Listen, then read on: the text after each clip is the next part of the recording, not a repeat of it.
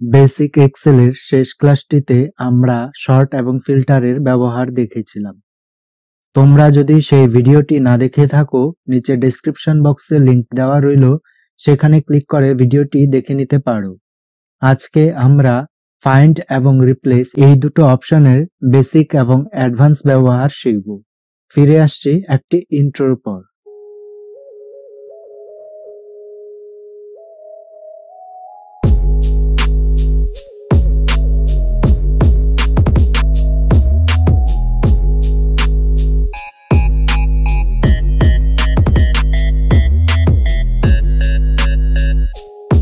Find বলতে বোঝায় কোনো কিছু খোঁজা। আমরা অসংখ্য ডাটা নিয়ে কাজ করতে পারি, সেখান থেকে পার্টিকুলার কোনো ডাটাকে খুঁজে বের করার জন্য আমরা এই ফাইন্ড অপশনটি ব্যবহার করি। তোমরা হয়তো অনেকেই জানো বেসিক ফাইন্ড অপশনটি কিভাবে ব্যবহার করতে হয়। আমরা এখানে সরাসরি চলে যাব ফাইন্ড অ্যান্ড রিপ্লেস এই অপশনটিতে, এবং এখানে দেখতে পাচ্ছ ফাইন্ড লেখা রয়েছে।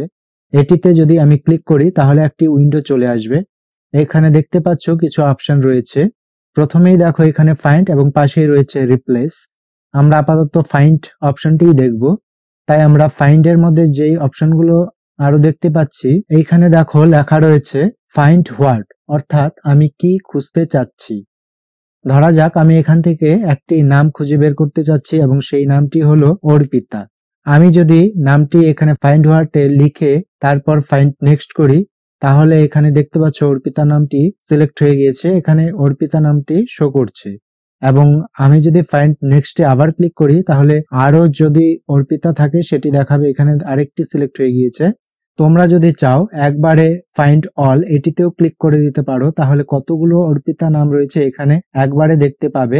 দেখো ভ্যালুর মধ্যে দেখাচ্ছে অর্পিতা বর্মন, অর্পিতা দাস এবং অর্পিতা সরকার, এই তিনটি রয়েছে। নিচে দেখো লেখা দেখাচ্ছে 3 সেলস ফাউন্ড, অর্থাৎ 3টি সেলে আমরা যেই নামটি খুঁজছি সেটি খুঁজে পেয়েছে। তোমরা চাইলে এই সবগুলোকে একবারে সিলেক্ট করে নিতে পারো, কন্ট্রোল ধরে যেগুলিকে সিলেক্ট করতে চাইছো সেগুলিতে ক্লিক করতে পারো, তাহলে যেগুলি তুমি ক্লিক করবে সেগুলি সিলেক্ট হয়ে যাবে। অথবা তুমি যদি সবগুলো সিলেক্ট করতে চাও তাহলে প্রথম নামটিতে ক্লিক করে শিফট ধরে রেখে এবং শেষ নামটিতে ক্লিক করে দিতে পারো, তাহলে একবারে সবগুলো সিলেক্ট হয়ে যাবে। এটি গেল আমাদের বেসিক ফাইন্ড। আমি যদি আরেকটু শর্ত সাপেক্ষে ফাইন্ড করতে চাই, সেক্ষেত্রে নিচে দেখতে পাচ্ছ লেখা রয়েছে অপশন, এটিতে ক্লিক করে দেবে এবং কিছু অপশন চলে আসবে।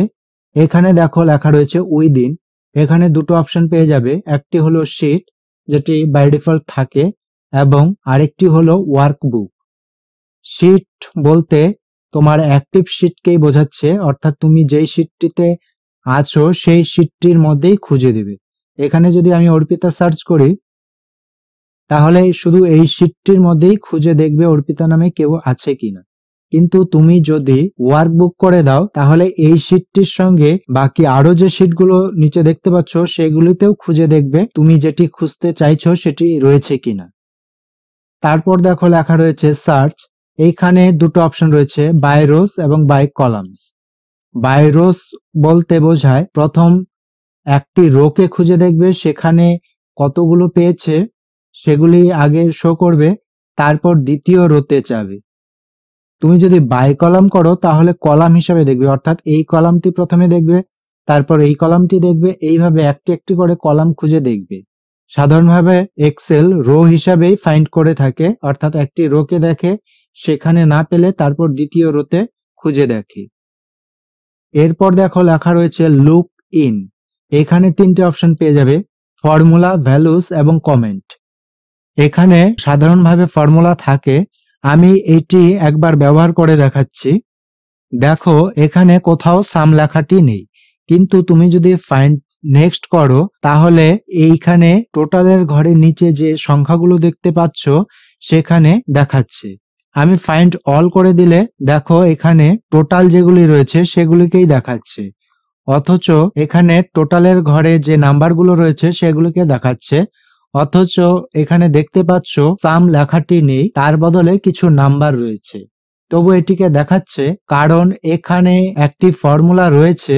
তোমরা যদি ফর্মুলা বারটিতে লক্ষ্য করো তাহলে দেখতে পাবে এই সেলটিতে লেখা রয়েছে ইকুয়াল সাম, তারপর রেঞ্জে দেওয়া রয়েছে, সুতরাং সাম ওয়ার্ডটি এখানে রয়েছে, সেজন্য এই সেলটিকে দেখাচ্ছে। তুমি যদি ডাবল ক্লিক করো এই সেলটিতে তাহলেও দেখতে পাবে এখানে সাম ফর্মুলাটি রয়েছে।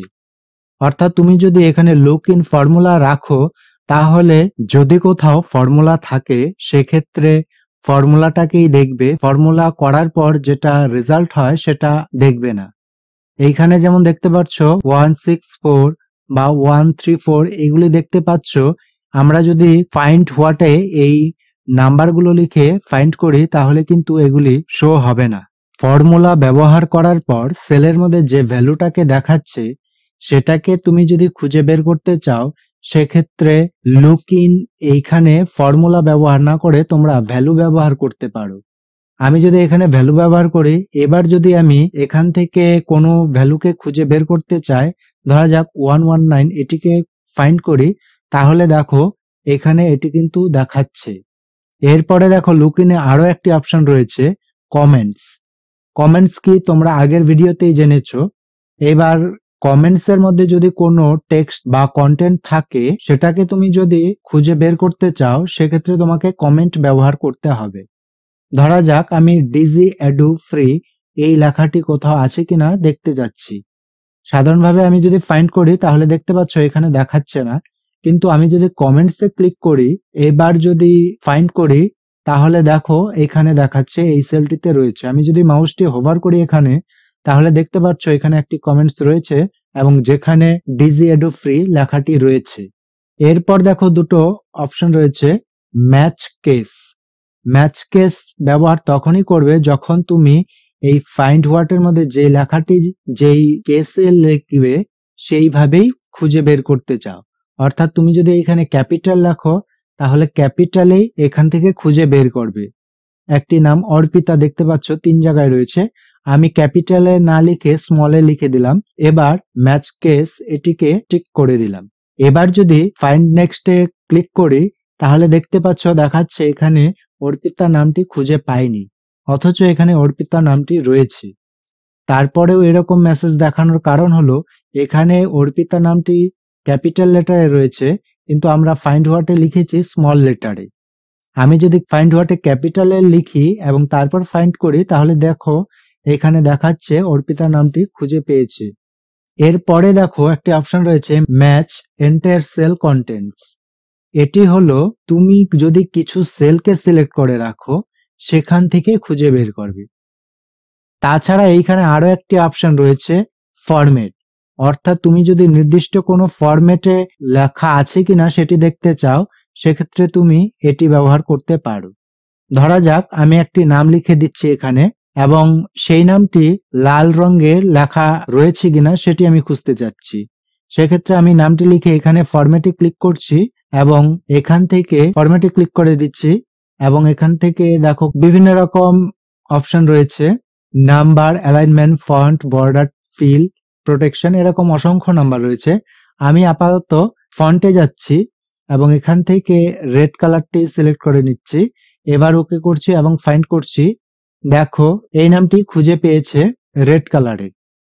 এটি তখন বিশেষভাবে কাজে লাগে যখন কোনো নাম্বার তুমি টেক্সট ফরম্যাটে রেখে দাও বা নাম্বার ফরম্যাটে না রেখে অন্য ফরম্যাটে রাখো কিন্তু তুমি দেখতে চাচ্ছ এরকম টেক্সট ফরম্যাটে রয়েছে কিনা, সেক্ষেত্রে তুমি এখান থেকে ফরম্যাট চেঞ্জ করে খুঁজে দেখতে পারো এবং সেটি তুমি পেয়ে যাবে।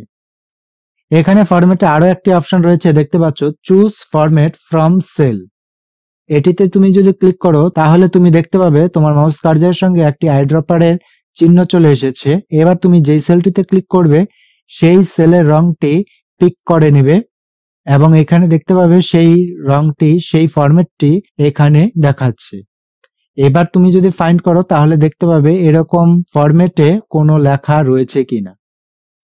এক্ষেত্রে বলে রাখি ফাইন্ড অপশনটি আমরা যেটি ব্যবহার করলাম, ফাইন্ড ব্যবহার করার শর্টকাট কি হলো কন্ট্রোল এফ, অর্থাৎ কন্ট্রোল ধরে এফ যদি তুমি প্রেস করো তাহলে সরাসরি ফাইন্ড অপশনটি তোমরা পেয়ে যাবে। আমরা এখন দেখব রিপ্লেস অপশনটির ব্যবহার। রিপ্লেস অপশনটি ব্যবহার করার শর্টকাট কি হলো কন্ট্রোল ধরে এইচ। রিপ্লেসে সাধারণভাবে দুটো অপশন পেয়ে যাবে, ফাইন্ড হোয়াট অর্থাৎ তুমি কি খুঁজতে চাচ্ছ এবং রিপ্লেস উইথ অর্থাৎ তুমি কার সঙ্গে রিপ্লেস করতে চাচ্ছ। ফাইন্ড হোয়াটে তুমি সেটি লিখবে যেইটিকে চেঞ্জ করতে চাচ্ছ। অর্থাৎ এইখানে দেখো অর্পিতা নামটি 3 জায়গায় রয়েছে, আমি চাচ্ছি অর্পিতা নামটির পরিবর্তন করে অন্য একটি নাম দিয়ে দিব। তাহলে ফাইন্ড হোয়াটে আমি লিখব অর্পিতা, অর্থাৎ অর্পিতা নামটি আমি খুঁজবো। এবং রিপ্লেস উইথ এখানে আমি লিখব সেই নামটি যেই নামটি অর্পিতার পরিবর্তে আসবে। আমি এখানে লিখে দিচ্ছি অদিতি। এবার দেখো অপশন রয়েছে replace all, replace, find all, find next. Find all এবং ফাইন্ড নেক্সট এই দুটো আমরা শিখে নিয়েছি। এবার আমরা দেখব রিপ্লেস অল এবং রিপ্লেস এই দুটো অপশন। আমি যদি রিপ্লেস অল এটিতে ক্লিক করি তাহলে এখানে যেই অর্পিতা নামগুলো আছে সেই সমস্ত একবারে রিপ্লেস হয়ে অদিতি হয়ে যাবে। কিন্তু আমি যদি রিপ্লেসে ক্লিক করি সেক্ষেত্রে একটি একটি করে পরিবর্তন হবে। আমি একবার যদি রিপ্লেসে ক্লিক করি তাহলে প্রথম অর্পিতা নামটি পরিবর্তন হয়ে অদিতি হয়ে যাবে, এবং আবার যদি রিপ্লেসে ক্লিক করি তাহলে আবার অর্পিতা বর্মন চেঞ্জ হয়ে অদিতি বর্মন হয়ে যাবে, এবং আবার করলে এর পরেরটি পরিবর্তন হয়ে যাবে।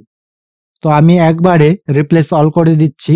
দেখতে পেলে এখানে নামগুলো সব পরিবর্তন হয়ে অর্পিতার পরিবর্তে অদিতি হয়ে গিয়েছে। এখানেও তুমি যদি অপশনে ক্লিক করো তাহলে আগের মতো অপশন পেয়ে যাবে উইদিন, অর্থাৎ ওয়ার্কবুক না ওয়ার্কশিট কোনটিতে তুমি রিপ্লেস করতে চাচ্ছ। একইভাবে সার্চ, এখানেও দুটো অপশন বাই রোস এবং বাই কলাম। রিপ্লেসের ক্ষেত্রে তুমি লুকইনের মধ্যে তুমি শুধু একটি অপশনেই পাবে ফর্মুলা। ধরা যাক আমি সাম যে লেখাটি রয়েছে সেটি পরিবর্তন করে আমি এভারেজ করে দিতে চাচ্ছি, সেক্ষেত্রে আমি এখানে যদি সাম লিখি এবং রিপ্লেস উইথ এ যদি এভারেজ লিখি, এবার যদি রিপ্লেস অল করে দিই তাহলে এখানে সামের পরিবর্তে এভারেজ ফাংশনটা অ্যাপ্লিকেবল হয়ে যাবে এবং সেই হিসেবে এখানে আউটপুট দেবে। এইখানে দেখো আরো একটি অপশন রয়েছে ফরম্যাট, অর্থাৎ তুমি কোন ফরম্যাটটাকে খুঁজতে চাচ্ছ, এবং রিপ্লেস উইথ এও একটা ফরম্যাট রয়েছে, অর্থাৎ যেখানে রিপ্লেস হবে সেইখানে কি রকম ফরম্যাট হবে। আমি এই মাত্র যে অদিতি নামগুলো করেছি এখানে 3টে আর উপরে একটি রয়েছে, সেগুলির কালার আমি একবারে চেঞ্জ করে দিতে যাচ্ছি। সেক্ষেত্রে আমি ফরম্যাটে গিয়ে একটি কালার নিয়ে নিচ্ছি এবং রিপ্লেস অল করে দিচ্ছি। তাহলে দেখো একবারে সবগুলোর কালার পরিবর্তন হয়ে গিয়েছে। এক্সেলে ফাইন্ড এবং রিপ্লেস এই দুটো অপশন আশা করি তোমরা বুঝতে পেরেছো। তারপরেও যদি তোমাদের কোনো সমস্যা থেকে থাকে তাহলে তোমরা কমেন্ট করে জানাতে পারো, এবং আমাদের ইউটিউব চ্যানেলটি সাবস্ক্রাইব করে রাখতে পারো। আমাদের ফলো করতে পারো ফেসবুক এবং ইনস্টাগ্রামেও। নিচে ডেসক্রিপশন বক্সে ফেসবুক এবং ইনস্টাগ্রামের লিংক তোমরা পেয়ে যাবে। ভিডিওটি শেয়ার করে দিতে পারো তোমার বন্ধুদের সঙ্গে। আমরা আবারও ফিরে আসবো নতুন একটি ভিডিওর সঙ্গে।